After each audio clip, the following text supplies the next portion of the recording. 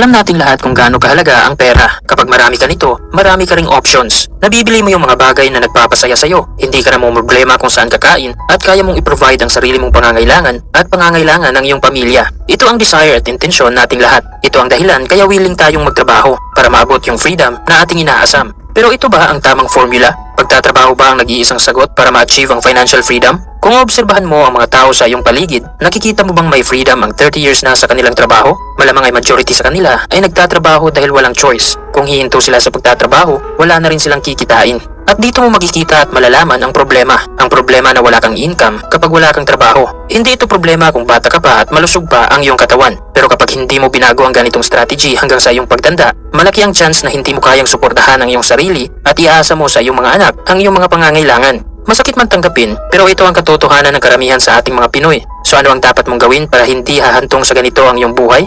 Ang una mong gagawin ay maghanap ka ng trabaho. Ito ang una mong responsibilidad, ang magkaroon ng sariling income. Hindi income ng iyong magulang, income ng iyong kapatid, kundi sarili mong income. Pangalawa, every time na matatanggap mo ang iyong sahod, itabi mo agad ang minimum of 10% galing dito at huwag mo itong galawin. Huwag mo itong ipautang, huwag ibili ng bagong gadget at mag-focus ka lang na palakihin ito. Tapos yung natirang 90%, doon mo ibase ang iyong lifestyle. Kung hindi mo afford na mag-taxi at bumili ng mamahaling kape every week, huwag mo itong bilhin. Tiis-tiis lang muna at sundin mo lang ang iyong budget. Pangatlo, mag-aaral ka kung paano mag-invest ng pera.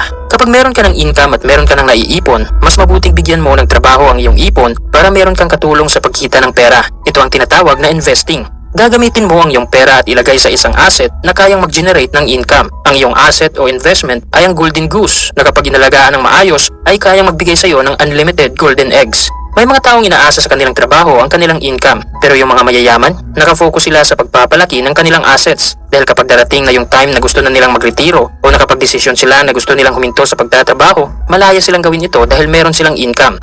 Maraming dahilan kung bakit mahalaga ang mag-invest. Una, para malabanan mo ang inflation.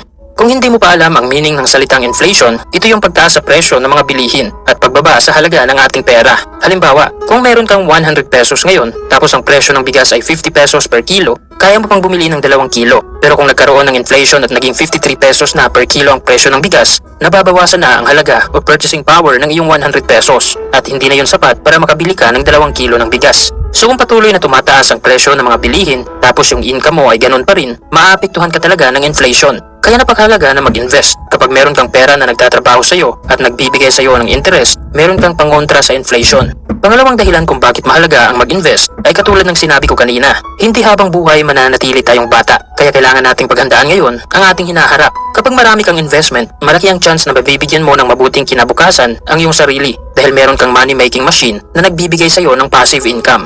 Marami pang dahilan kung bakit mahalaga ang mag-invest ng pera at i-discuss na lang natin yan sa iba pa naming videos dahil ang main topic natin ngayon ay saan ka pwede mag-invest. Ito ang madalas niyong tanong, saan mo pwedeng ilagay ang iyong ipon para kikita ka pa ng pera? Saan safe mag-invest yung hindi scam? Kaya naman sasagutin natin yan ngayon. Ibabahagi ko sa iyo ang 5 investments na pwede mong paglagyan ng iyong pera. Make sure na malista mo ang 5 assets na i-discuss ko para ma-review mo ito pagkatapos mong panoorin ang video. So simulan na agad nating talakayin ang unang investment. Asset number 1, Pag-ibig MP2. Siguro naman ay familiar ka na sa Pag-ibig MP2. Isa ito sa popular investment dito sa Pilipinas. Ang kagandahan sa ganitong investment ay less hassle, tax-free, low risk, at saka kahit minimum wage earner ka ay pwede kang mag-invest dahil nagre-require lang ito ng minimum of 500 pesos na initial investment. Ayon sa website ng Pag-ibig, ang kanilang average na dividend rate taon-taon ay 6%. So kung ikaw yung tipo ng tao na gustong mag-ipon and at the same time kumikita yung ipon mo, bagay sa'yo ang mag-invest sa Pag-ibig MP2. Ang programang ito ay para sa mga kasalukuyan at previous member ng Pag-ibig. Para ito sa mga taong naghahanap ng low-risk investment at gustong ma-diversify yung kanilang investment portfolio. One thing to consider lang kung gusto mong mag-invest dito ay siguraduhin mo na ang perang ipapasok mo ay extra o perang hindi mo gagamitin sa ibang bagay dahil merong maturity period ang pag-i-invest dito which is 5 years. Ibig sabihin, hindi mo pa magagamit ang perang pinasok mo sa investment hanggat hindi pa naabot nito ang kanyang maturity. Pero regarding dun sa dividend o interest ng iyong investment, ibibigay naman yon ng Pag-ibig sa iyo taon-taon at desisyon mo na yon kung gagamitin mo ito o ibabalik sa iyong investment para mas lumaki pa ito lalo. So advice ko kung gusto mong mag-invest dito ay una, mag-invest ka lang ng sakto, hindi yung sa pilitan na paglalagay ng malaking halaga pero short ka na sa iba mong pangangailangan. Pangalawa, dapat meron kang emergency fund dahil hindi mo pwedeng galawin yung perang inilagay mo sa iyong investment, mas mabuting may pera kang nakalaan para sa mga unexpected na pangyayari. So ang mabuti mong gawin ay i-divide mo ang iyong ipon. Pwede mo gawing 50% sa investment at 50% sa emergency fund. Halimbawa, kung kaya mong mag-ipon ng 10,000 pesos buwan-buwan, ilagay mo ang 5,000 pesos sa Pag-ibig MP2 at ang kalahating 5,000 pesos naman ay para sa iyong emergency fund. Mas mabuting meron kang strategy sa pag-i-invest para hindi ka mahirapan sa huli. So isipin mo na lang kung magsisimula ka ngayon sa pag-iipon at ipapasok mo ito sa investment na may 6% interest taon-taon, magkano kaya ang posibleng aabutin nito after 5 years? Hindi na masama, di ba?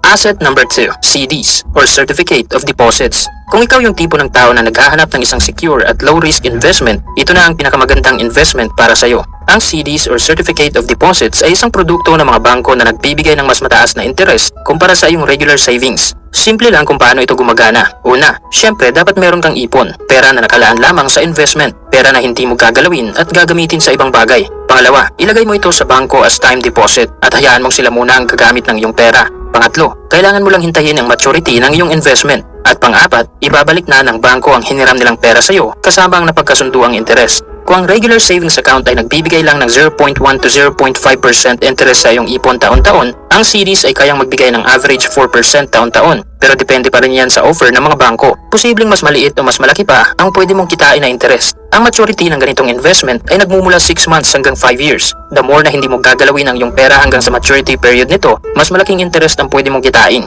Isa pang kagandahan sa ganitong investment, aside sa malaking interest, protected ito ng FDIC o Philippine Deposit Insurance Corporation. Kung sakaling nalugi o nagsara ang bangko na nilagyan mo ng iyong pera, kaya nilang ibalik ang halaga na hindi lumagpas ng 500,000 pesos. Ang risk naman dito ay kapag lumagpas ng 500,000 pesos ang pera mo sa bangko. Halimbawa, meron kang 570,000 pesos sa iyong savings account. Tapos nalugi ang bangko na nilagyan mo nito. Unfortunately, 500,000 pesos lang ang kaya nilang ibalik sa iyo dahil yan lang ang maximum na halaga na insured ng FDIC. Pero bihira lang ang bangko na nalugi. Gumagawa rin sila ng paraan para maiwasan ito. Kaya kung naghahanap ka ng safe investment, yung parang nag-iipon ka lang, magandang panimula ang ganitong investment. Kung gusto mong sumubok, puntahan mo lang ang mga bangko sa inyong lugar at mag-inquire ka tungkol dito at ikumpara mo kung sinong bangko ang may pinakamagandang offer.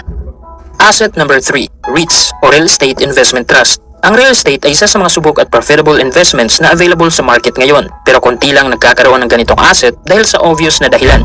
Kailangan mo ng malaking kapital para magmay-ari ng isang property. Kaya kung sakto lang ang iyong pera ngayon, pero gusto mong mag-invest sa real estate, magandang option ang REITs o Real Estate Investment Trust. Katulad ng ibang investment, bibili ka ng REIT shares sa isang kumpanya na nagmamay-ari ng isang real estate properties. Gagamitin nila ang iyong pera sa pag-expand ng kanilang business, kagaya ng mga hotel, mall, apartment at commercial building. Nakakatanggap sila ng income galing sa kanilang mga properties at ikaw bilang isang shareholder ng kanilang kumpanya, bibigyan ka rin nila ng dividend o interest sa perang ininvest mo sa kanila. Ang maganda sa ganitong investment ay low risk at mataas na profit ang kayang ibalik sa iyo. Average 3 to 8% interest per year ang pwede mong kitain. Simple lang kung paano mag-invest sa REITs. Kailangan mo lang bumili ng shares sa mga malalaking kumpanya na merong real estate properties gaya ng Ayala Land, Double Dragon Properties, Robinsons Land Commercial, Philinvest, Mega World at Vista Land. Makakabili ka nito sa mga accredited online broker ng Philippine Stock Exchange gaya ng Cole Financial, BPI Trade, First Metro Securities at BDO Securities. Ang kikitain mo sa ganitong investment ay nakabase sa performance ng kumpanya na nilagyan mo ng iyong pera. Kaya mabuting pag-aralan mo muna kung sinong kumpanya ang consistent na may malaking return bago ka mag-invest.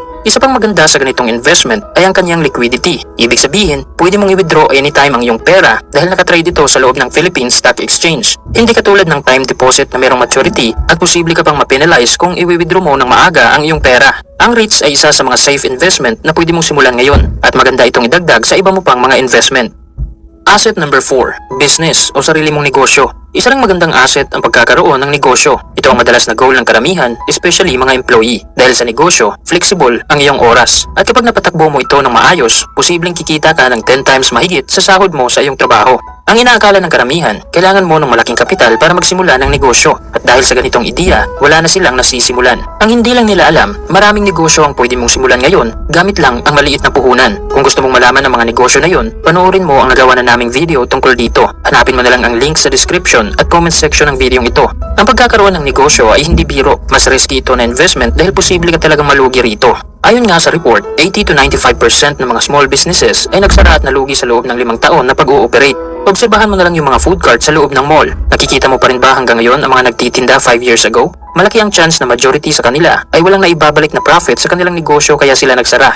Kaya napakabuting maglaan ka muna ng sapat na oras para pag-aralan kung ano yung fundamental sa negosyo. Dahil ang madalas na nangyayari kaya nag-fail ang isang negosyo, hindi dahil pangit yung product nila, kundi hindi alam ng business owner ang tamang pagpapatakbo ng kanyang negosyo. Pero kahit ganun pa man, kahit medyo risky ang pagnenegosyo, mataas pa rin ang iyong chance na mag-succeed at makuha ang malaking reward kung willing ka na matuto at mag-adapt sa kondisyon ng market. Asset number 5, ginto. Alam naman nating lahat ang popularity at halaga ng ginto. Malaking parte ito sa ating kasaysayan dahil meron ng gold noong sinaunang panahon at isa ito sa pinakaunang currency o pera na ginagamit ng mga tao dati. Ika nga sa statement ni Robert Kiyosaki, gold is God's money. Magandang investment ang ginto dahil bihira lang bumababa ang halaga nito. Sa katunayan, mas lalo pang tumaas ang value ng gold noong nagdaang pandemic. Sa tingin ko, mas mabuting mag-store ka ng ginto sa halip na cash dahil mapoprotektahan nito ang purchasing power o halaga ng iyong pera at yan ang main purpose ng pag-i-invest sa gold. Kahit hindi siya ang uri ng investment na magbibigay sa iyo ng malaking income, pero kaya naman niyang protektahan ang iyong yaman. Merong iba't ibang strategy ang mga taong nag-i-invest sa gold. It's either bumibili sila ng physical gold sa mga pawn shop at bangko o di naman kaya ay nag-i-invest sila sa mga kumpanya na nagbimina ng ginto. Kung interesado kang pumasok sa ganitong investment, wala akong ibang maipapayo kundi pag-aralan mo ito ng mabuti at huwag basta magtitiwala sa mga taong nagbibenta ng ginto, especially online. Mas mabuting bumili ka lang sa mga trusted na pawn shop. Lahat ng investment ay merong kasamang risk, kaya napakahalagang mag-aral ka ng mabuti sa investment na plano mong pasukan. Dahil ikaw ang nagmamanage ng iyong mga asset, dapat ay marunong ka rin gumawa ng mabuting desisyon at makapagdesisyon ka lang ng maayos kapag marami kang alam sa iyong investment. So in summary, ang 5 assets na pwede mong lagyan ng iyong pera ay number 1, Pag-ibig MP2, number 2, CDs or Certificate of Deposits, number 3, REITs o Real Estate Investment Trust, number 4, Business o Negosyo, at number 5, Ginto. Sa 5 assets na tinalakay natin ngayon, alin sa mga ito ang balak mong simulan? At sa iyong opinion, ano pang investment ang magandang pasukan? Magbigay ka ng comment sa ibaba. Welcome to Team Sam TV, your channel for the latest news updates. Here, we break down the biggest stories from around the globe, covering everything from breaking news to politics. Whether you want to stay informed or just catch up on what's happening, we've got you covered. So, don't forget to subscribe and hit that notification bell so you never miss out on the latest news. Join the Team Sam TV family and let's explore the world together, one update at a time.